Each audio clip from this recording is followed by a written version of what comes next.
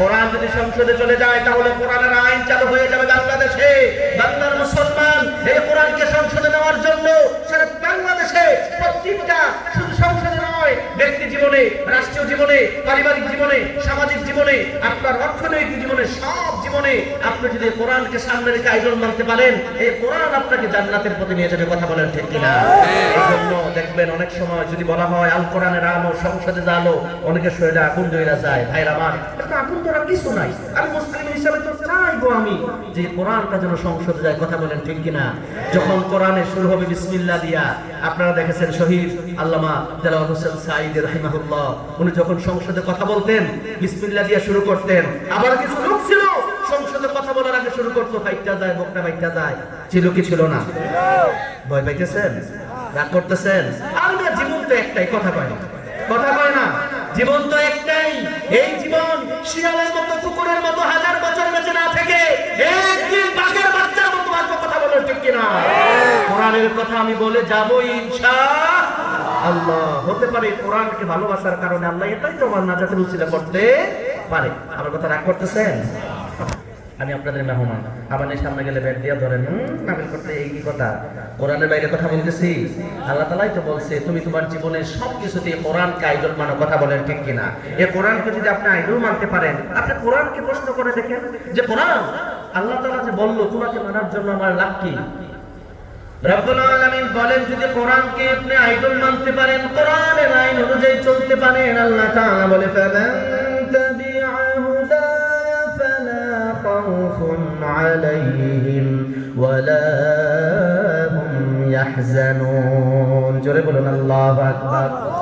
আল্লাহ তাআলা বলে তুমি যদি কোরআনকে আইডল হিসেবে মানতে পারো, তুমি যদি কোরআনকে পথ প্রদর্শক হিসেবে মানতে পারো, এই কোরআন তোমাকে এমন কিছু দান করবে, এমন কিছু দিবে। ফামান তাবিআ হুদায়া ফালা খাউফুন আলাইহিম ওয়ালা হুম ইয়াহজানুন।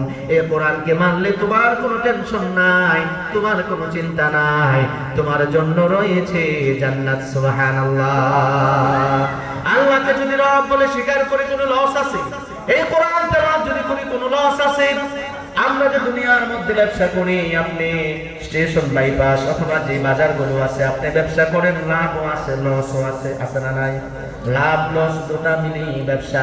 আল্লাহ বলে বান্দা আমি আল্লাহ তোমাকে এমন একটা ব্যবসা শিখিয়ে দিলাম, তিনটা ব্যবসা করবা, যেই ব্যবসাতে কোনো লস নাই। এটাকে আমরা শুনবো, আমরা শুনবো। আল্লাহ না করে তো শুনতো না বলে। আমার কথা বুঝেন না নাকি? আমার কথা বোঝা যায়? আমি কুমিল্লা থেকে আসছি, বহু দূর থেকে আসছি। আজকে যে জ্যাম ফেলে আসছি আমি খালি দুরূদ শরীফ পড়ছি। আর আমার সাথে যে সফর সঙ্গী আমার ভাই, হ্যাঁ আরিফ ভাই, উনি বলতেছে যে ভাইজান দুরূদ শরীফের আমল করেন, ইনশাআল্লাহ আল্লাহ পৌঁছায় দিবে। আল্লাহ তাআলা সময় মতো নিয়ে আসছে, বলি আলহামদুলিল্লাহ। আমরা হয়তো লজ্জায় পড়ে যেতাম। আপনারা তো খুব আশা নিয়ে আছেন, গত বছর আসছি। আমি এটা বিশ্বাস করি আপনারা ভালোবাসেন বলে দ্বিতীয়বার আপনাদের মাঝে আবার আসতে পারছি, নাকি? কথা কয় না? আর আল্লাহ তাআলা যে বান্দাগুলোকে পছন্দ করে বারবার তারা মক্কা মদিনা নিয়ে যায়, আর আপনারা আমাকে ভালোবাসেন বলে আবার দ্বিতীয়বার নিয়ে আসছেন, এটাই তো নাকি? যাক আলহামদুলিল্লাহ, এই একটা ভালোবাসা, এটাই যথেষ্ট। আল্লাহ তাআলা বলে ইন্নাল্লাযীনা ইয়াতলুনা কিতাবাল্লাহি ওয়া আকামাস সালাতা ওয়া আনফাকু মিম্মা রাযাকনাহুম সিররাও ওয়া আলানিয়াতান ইয়ারজুনা তিজারাতান লান তাবুর। জোরে বলুন আল্লাহু আকবার। আল্লাহ তাআলা বলে বান্দা কেউ যদি কোরআন তেলাওয়াত করে, কেউ যদি কোরআন পড়ে, কোরআন বুঝে এবং কোরআনের ভিতরে কি আছে যদি সেটা বোঝার চেষ্টা করে, এই ব্যবসাতে কোনো লস নাই। দুই নম্বরে কেউ যদি নামাজ কায়েম করে, নামাজ পড়ে, ওটাতেও কোনো লস নাই।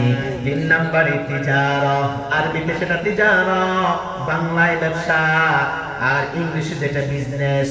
এই তিজারা বলে আল্লাহ তাআলা বুঝালেন আমি আল্লাহ তোমাদেরকে যেই রিজিক দিয়েছি, ধন সম্পদ দিয়েছি, যেই ধন সম্পদের মালিক বানিয়েছি, টাকা পয়সা দিয়েছি, আমার যে বান্দারা গোপনে এবং প্রকাশ্যে যারা আল্লাহর রাস্তায় দান করবে, এই তিনটা কাজে কোনো লস নাই। এই তিনটা কাজের পুরস্কার হলো জান্নাত। সুবহানাল্লাহ। জান্নাত আমরা পাইতে চাই, জান্নাত পাইতে চাই, জান্নাত পাইতে চাই, কিন্তু আমরা উল্টা পথে চলি। কথা কয় না? আমরা বাইপাসে যাইতে চায় আমরা ওই দিকে যাই, আর এদিকে যাওয়া হবে না, আমরা পশ্চিম দিকে যাওয়ার কথা পূর্ব দিকে যাই, জান্নাতে যাইতে চাই, কিন্তু আমাদের যত কাজ কার্যকলাপ আছে সব জাহান্নামের কাজ, কথা কয় না। মালিক তুমি, খারাপ লাগতেছে? আমি কি ছেড়ে দেব? মালিক তুমি জান্নাতে, তোমার কাছে আমায় একটি ঘর বানিয়ে দিও, একটি ঘর বানিয়ে দিও। কথা বলি আমিন। আল্লাহ, আমরা এখানে যারা বসেছি আমাদের জীবনের সকল গুনাহ খাতা তুমি মাফ করে দাও, পড়ি আমিন। আমার ভাইরা বন্ধুরা, এই জন্য যে কথাটা বললাম, আল্লাহ তাআলা বললেন, বান্দা তুমি যদি কোরআন তেলাওয়াত করতে পারো, নামাজ পড়তে পারো, আমি আল্লাহ তোমাকে যে দান করেছি, ধন সম্পদ দিয়েছি, ওখান থেকে যদি তুমি আল্লাহর রাস্তায় দান করতে পারো, এই তিনটা ব্যবসাতে কোনো লস নাই, তোমার জন্য আমি আল্লাহ জান্নাত রেডি করে দিয়েছি। সুবহানাল্লাহ। আল্লাহ তাআলা বলে, বান্দা তুমি যে দান করবা, ভালো কাজ করবা, কারণ ইমানের বড় দাম, ইমান বড় মূল্যবান। ইমানটা ঠিক রেখে আপনি যেই কাজই একজনের আইনে করবেন, আল্লাহর আইনে যদি করা হয় সব কিছু ইবাদত হয়ে যাবে, ঠিক কিনা? আল্লাহ তাআলা বলেন, বান্দা ইমান ছাড়া আমলের কোনো দাম নাই, আবার আমল ছাড়া ইমানের কোনো দাম নাই। অনেকে বলে আমার ইমান আছে, নামাজ পড়লে পড়ি, না পড়লে না, ইমান আছে। নামাজ নাই আবার কিসের ইমান? ইমান যদি ঠিক রাখতে হয় নামাজ কায়েম করা, নামাজ পড়ার দরকার আছে না নাই? আল্লাহ তাআলা বলে, ইন্নাল্লাযীনা ক্বালু রাব্বুনাল্লাহু সুম্মা ইসতাকামু তাতানাজ্জালু আলাইহিমুল মালাইকাতু আল্লা তাখাফু ওয়া লা তাহজানু ওয়া আবশিরু التي كنتم توعدون।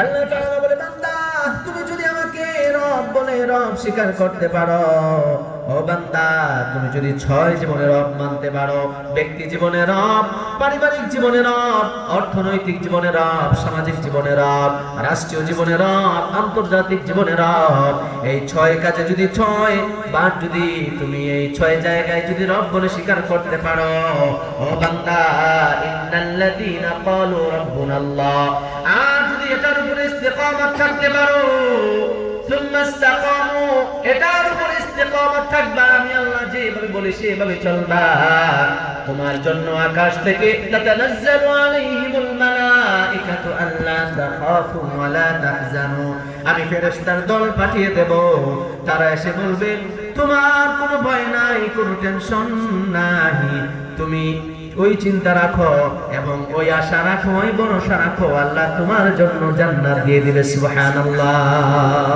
জান্নাত দিবেন কে? আল্লাহ। আমাদেরকে তো জান্নাতে দেওয়ার জন্য বানাইছে নাকি? কথা কয় না। আর এমন জান্নাত আল্লাহ তাআলা দিবে যেই জান্নাতের নিচ দিয়ে ঝর্ণা প্রবাহমান। সুবহানাল্লাহ পড়বেন না?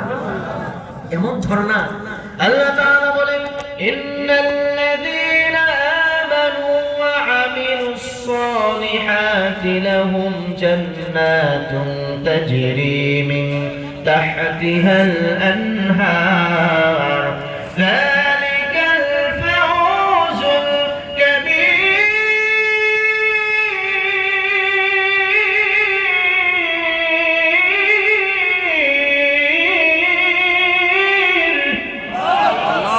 আল্লাহ তাআলা বলে, বান্দা তুমি যদি ঈমান আনতে পারো, ঈমানের পরে যদি নেক আমল করতে পারো, আমলে সালেহ করতে পারো, আমি তোমার জন্য এমন জান্নাত দিয়ে দেব যে জান্নাতের নিচ দিয়ে ঝর্ণা প্রবাহমান। সুবহানাল্লাহ। জান্নাতের নিচ দিয়ে